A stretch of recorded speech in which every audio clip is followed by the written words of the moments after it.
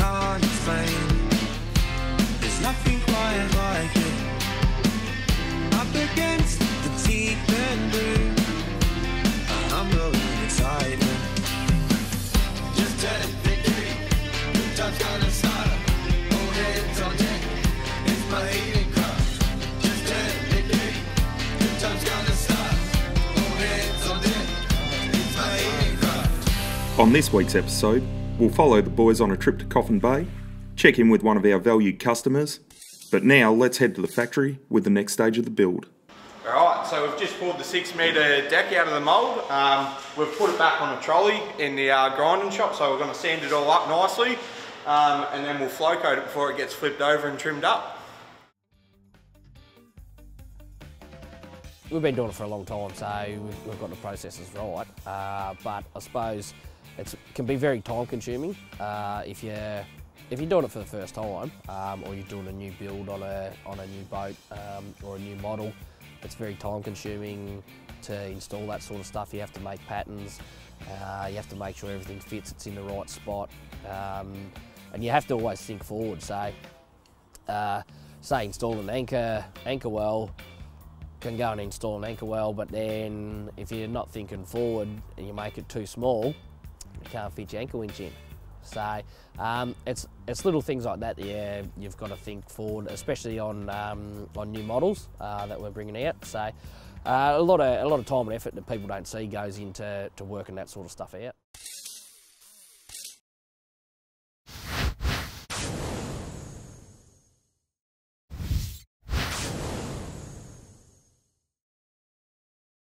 We go from Coffin Bay, which is about 40 or 50 miles. I'm still old school. 100 k's roughly? 100 k's offshore from where we leave. And we're heading out to Rocky and Greenlee Island. Main targets are hopefully big fish like kingfish, samson fish, tuna. We're pretty sure to get some tuna. There's lots of trevally and other fish out there, but everybody likes to catch that big trophy.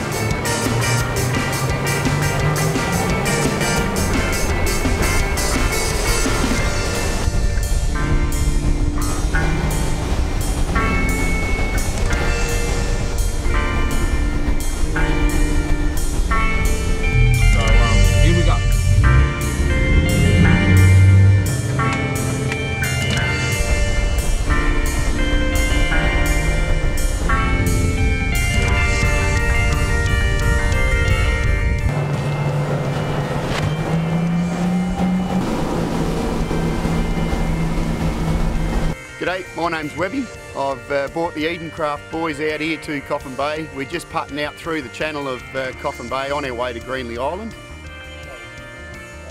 There's a fair few fish, you can see them down on the bottom there as well. Like really go back to that, go whack there, there. You can see them going through there. Yeah. Unbelievable. Right, it's boat here now already. Just snap it, yeah, point it in. Yeah. Come off it. Just snap it downwards, give it a good hard press. Not bad on the whiting, Roddy. Yeah, it's great fun for one fish. Got a tuna on. Got a tuna on a pilly.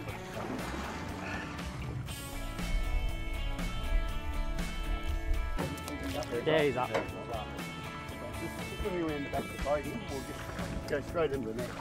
Great. Good thing about catching them shallow is they come back really good, so he'll be fine. Minnow size tuna today, first one. So as soon as you make it splash the water, be like this. Now we've got some fun happening.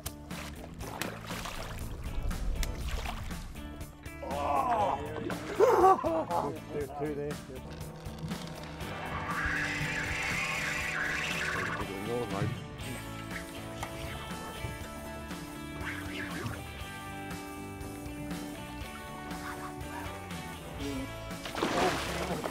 That was a big kingy, just went that way, didn't he? Kingy or tuna? No, it's definitely a kingy. Oh, was it? Yeah. That size. Look at that. Oh, that's 30. 25 to 30. Oh my goodness. That's nuts. Oh, good fish. That's nearly fish for the day. Oh, net kingies.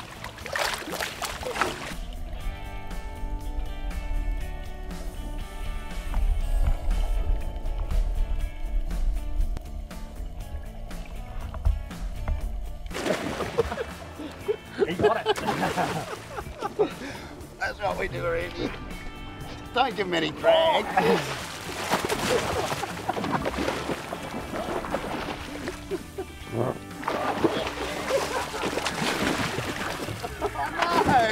I was doing so well.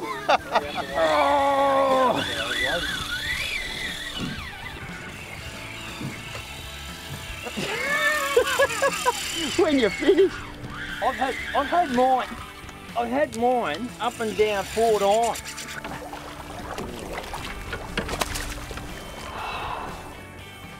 they're just so nice. That's probably feels about 17 kilos, I suppose, of Port Lincoln Southern Bluefin tuna. Having a great time with the Edencraft boys. Cheers, guys. Oh! Oh, there's a big one there. I can see him too. No. Oh, there the walk. There he is. Oh, he's just down here. This one here. Oh no! No, not you!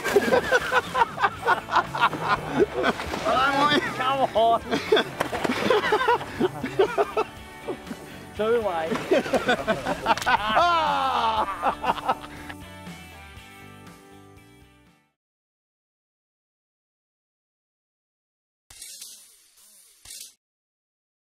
I have my brother-in-law, which he's got a passion for fishing as well, and we have competitions in who catches fish. And yeah, we were out there one day fishing, and we only had could only afford a 14-foot boat that me and him built, and we're out there fishing for whiting, and this shark happens to come alongside the boat.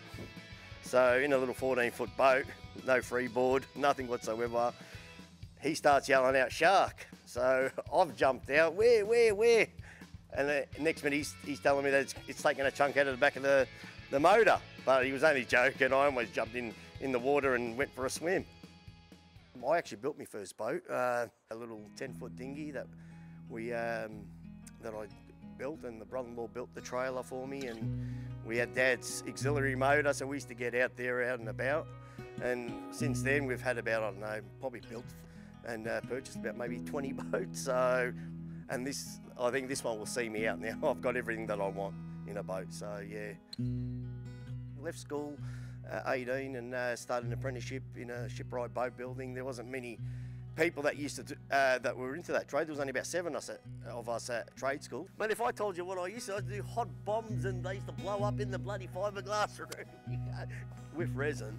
If you got to put catalyst, which is a substance that actually makes the thing dry. Without that, it'll never dry. So we used to put too much catalyst in this bloody thing, and it used to just create a fire, just bomb. You couldn't do that. Like, I didn't blow the building where I was going to trade school. And everyone would say, "Oh, who's done that hot spot? Who's done that hot spot?" No, it wasn't me. I don't know. Silly things, young and dumb. To be quite honest, whilst working at the place, there was a few issues I had, just conditions, things like that. Not being at such a big boat company, we used to, like in winter time, we didn't have a lot of jobs to do, so we'd get into other stuff like do fiberglass, car spoilers, bathroom equipment, essentials.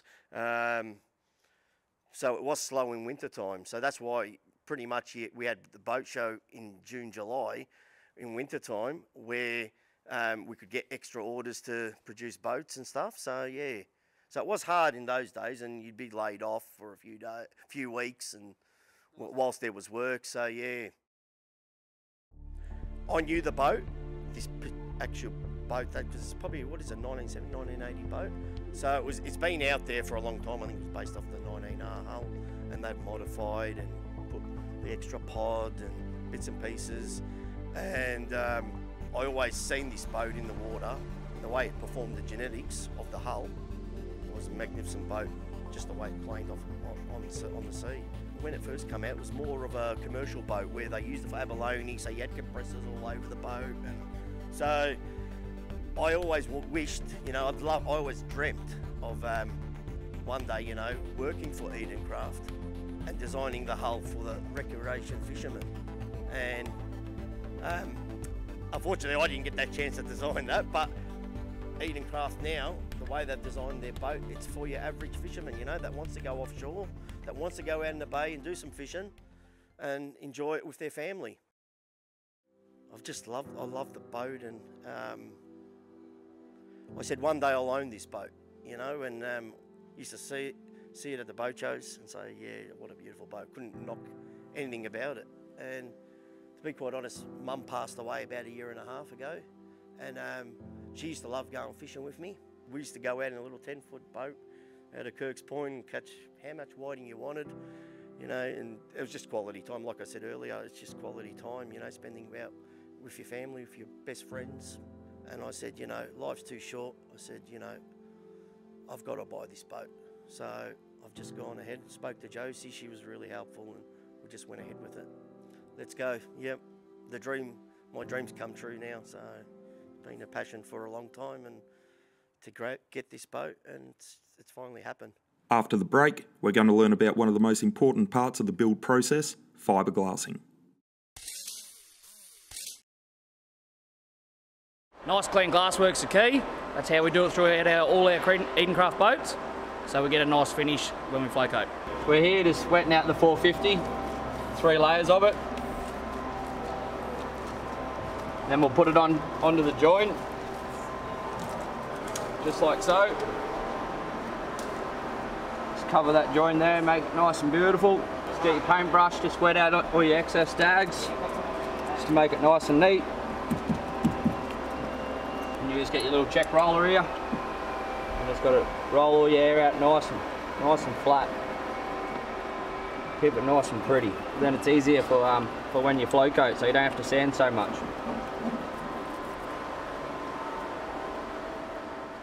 Once our hull and deck are married together, the boys run around and they glass all the inside. So we don't just screw and bog down or use an adhesive, we glass the inside of them. Once that's done, the boys run around and they install all the componentry. So our anchor wells, our cabin pockets, cockpit pockets, any sort of bracing like gaff blocks, or steps for our dive doors that need to be installed. So the boys run around and install all those componentry. The dive door gets cut out, it'll get boxed up and built. Then we move on to basically sanding the boat back and getting ready to flow coat it. The boys are now off Greenlee Island. Let's see how they're going.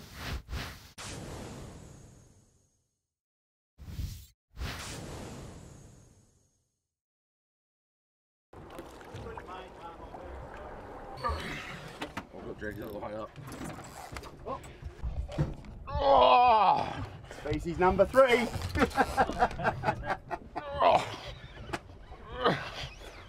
Oh yeah. It's every likelihood this is probably the king the way it's fighting. So he'll swim at the boat and you just got to wind and then he'll turn on you. It's a king! Better be a good fish because we killed a good whiting for this. Well done, mate. Well done. Good fish. Good fish. One more. One more. Woo!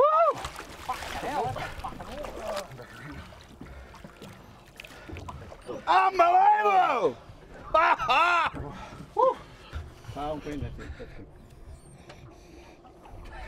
Absolutely pumped. My first real big king. Pulled super hard and I puffed, so I might give the gym a miss tomorrow.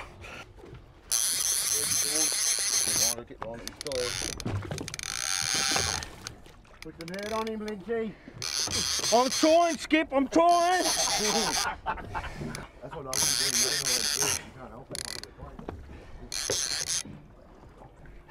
What started out as a quiet little whiting session. The whiting session's turned into a horse.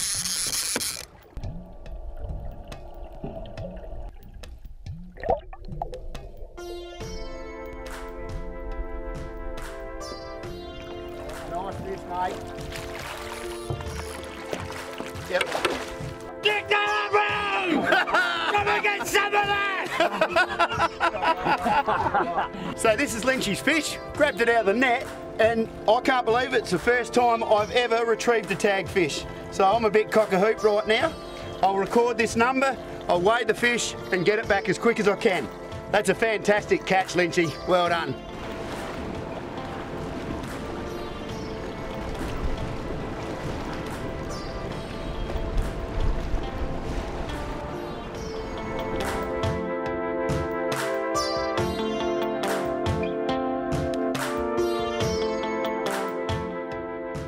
We're out off the islands out wide of Greenlee, and we're just anchored up now for some steak. As you can see, there's a merry band of helpers that are all ready to eat the stuff. So we just season up a few steaks and see how we go. We've rafted the two boats up together.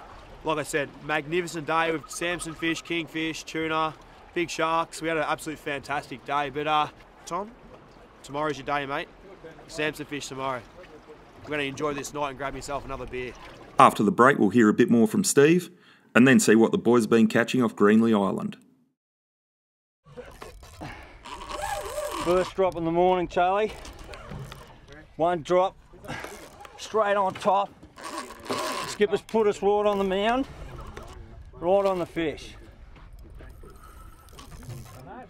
He's not very happy, this bloke. He won't come up. Don't go quite so high. Short.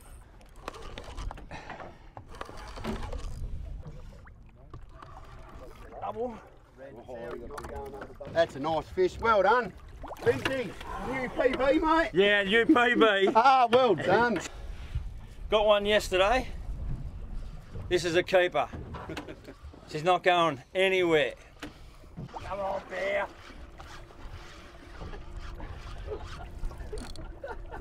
Tommy's on! There it is.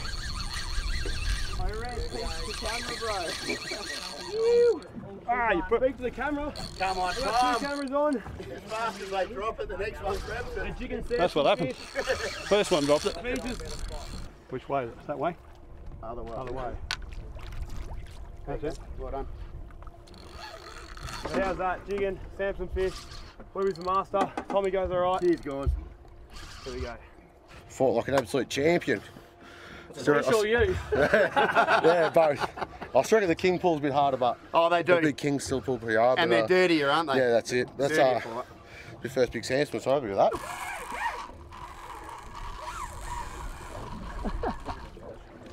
Oh, they're unreal.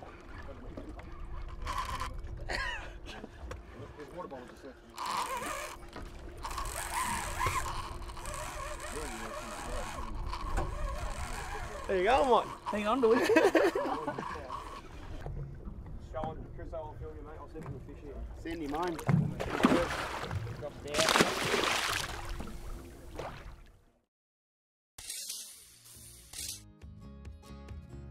We bought the hull from Edencraft, and plenty of trips to Geelong, and I think lucky Grant still lets me in his business, because I used to come in and say, oh, not you again. No, I'm only joking.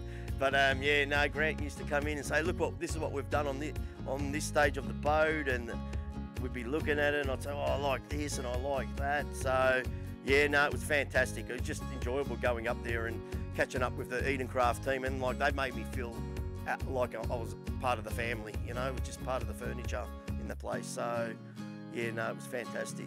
I think he's got the same idea of what I have in fishing. He enjoys his sport, recreation sport, and he had ideas, and he actually gave me time where we spoke to get together about things, and he was telling me he's coming out with a new design mould that he's putting on the 233, and I might have gave him a few ideas. He gave me, actually, even being a boat builder, like, I mean, there's always someone that's always got different, comes with a different avenue and teaches you other things, you know, that you can get better out of your vessel. So he was fantastic to work with, and even Josie, you know, being a boat builder, the headaches I gave them, and you know, what's this and what's that, and they were there every night, every time I rang with that much help, and yeah, no, they were fantastic. Darren being an A1 sheet metal worker. Designed all the stainless steel on this boat, so just to have it a little bit different from other Edencraft boats, you know, with our own design. I'm going to be making a chopping board for it. It basically goes into the tube like that. It allows you to give a full strike without the butt getting caught. It's something that I've just developed, and I've found that these work really well, especially when you've got to strike really fast for whiting or snapper, you know, you can just reef that right out of there. We've just finished fitting it off with a Simrad fish finder from C.H. Smith. Melton Marine fitted the motor. Well, one good thing about Edencraft, they give you the opportunity of what trailer you want to purchase motor-wise.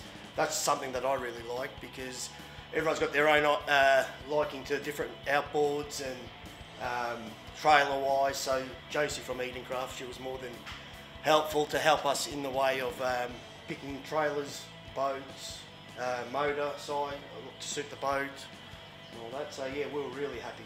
Love the black, favourite colour. So yeah, no, we like it pretty much plain. We got the hull bare from Edencraft. It was sitting on the trailer, and then we just started fitting it off like ourselves. I put the Lone Star anchor winch in, the boat catch, wired up all the brakes, wired up all the boat, compass, Simrad. Now the boat's actually finished as far as fit off goes. I'm just fabricating the stainless steel work. Another couple of months and I'll be there. It's got the whole lot. So we're really It's got all the bells and whistles that we need for offshore fishing. You know, we're pretty happy. 20 years ago they built this hull, and it was more used for commercial fishing, abalone diving, police used to use the boats. Now they've actually really, Edencraft, the family of Edencraft, they've really designed the boat for the family to go do their fishing, and it's just set up with all requirements. In the 6 metre range, you cannot beat this. There's a few boats in the 6 metre range that we believe are very good built. But being a boat builder and having a look at so many boats, I couldn't go over past the 6 metre offshore. The boat I'll be calling it SS Customs, because we're always modifying and changing things in the boat, so it'll be a little bit different Edencraft on the water. And it was great that Edencraft allowed me to modify that little boat with the boat just for our needs. So yeah.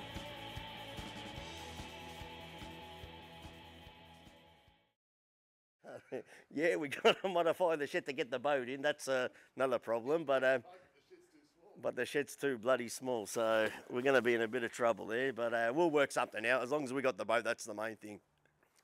They're the best. They're the best.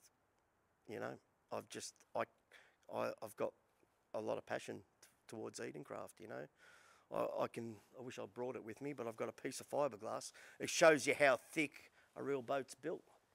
You know, where there's a lot of boats out there in the market that are nowhere near and built the right way.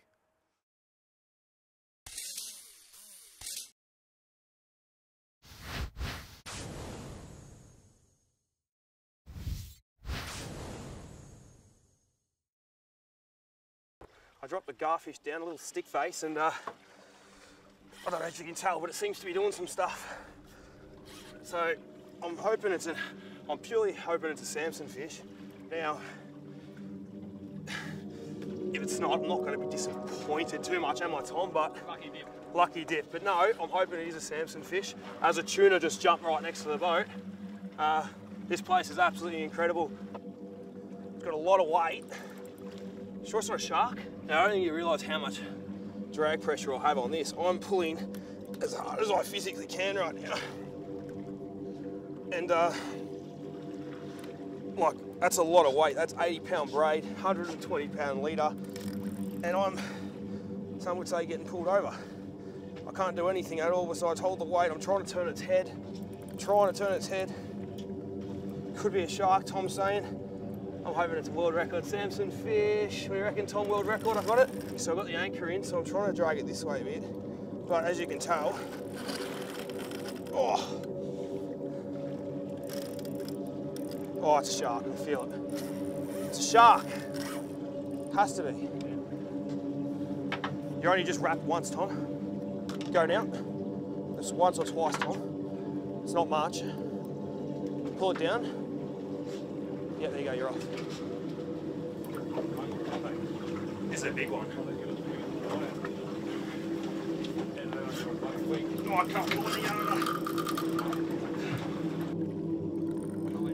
We'll do short bursts each.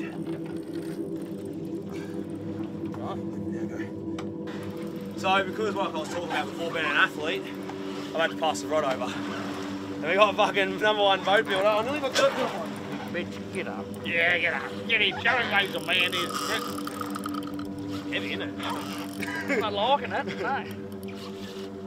Can't see it. Can't see it on the center. That's right now, we can't see it. We're getting it in. We're not stopping until it comes up. Nah. It's nothing to do with us being weak. We just thought that a bit of experience on the rod might help us, Chris. So what do you reckon, mate? That's exactly right. Yeah, nothing beats experience. And I'm tired. I'm from last night. We had a couple of beers. That's right. We didn't have any. Look at that wood. And now see Get it this, back now. as Tom gets it, it feels sorry, this is our tactic, it feels sorry for old Tommy here and comes up. Put the herd on it.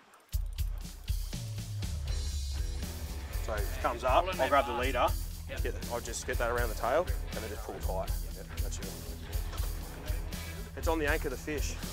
You can feel the rope. Hold this, I'll jump at the front. Hold it. Yeah, it's on the anchor. Hold that, hold this. Right. Yep.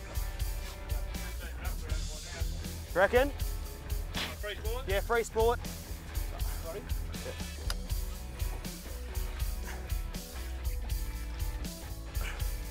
There it is, I got it, I can see it. Shark. Big shark! Shark bait, hoo-ha!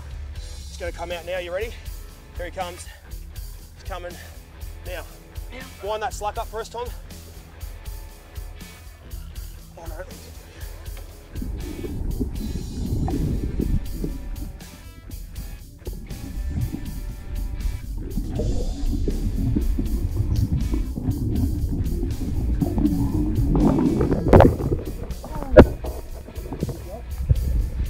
Get on. All right, Ray. We have tail flick. Well, that was more than 200 kilo on it when you lock drag. 100 kilo shark spawn. So what happened then was, we're only on 100 pound leader and we had him on for, I'd happily say 40 minutes and at least. And then we got him up and had him in the boat. We don't have a big flying gaff because we're here for samson and kings and we're in the new boat. We were, I'd say underprepared a little bit, but we come up and we actually wanted to keep him because they're beautiful eating shark bronze whalers. As he's come up, had him on the leader and probably, obviously my hand drag is a bit stronger than what was on the reel and it, well, I would say it nearly kicked me in the face with its tail. Swung up, bang, sinker went flying, catch you later, have a nice day. So, we lost it, winning. I thought it slapped you in the face then. And I got my hand, hurt my hand. Yeah, caught a shark before red, you know how to get them in or what? Second one. It's something that you can't explain. There's nothing quite like it. Up against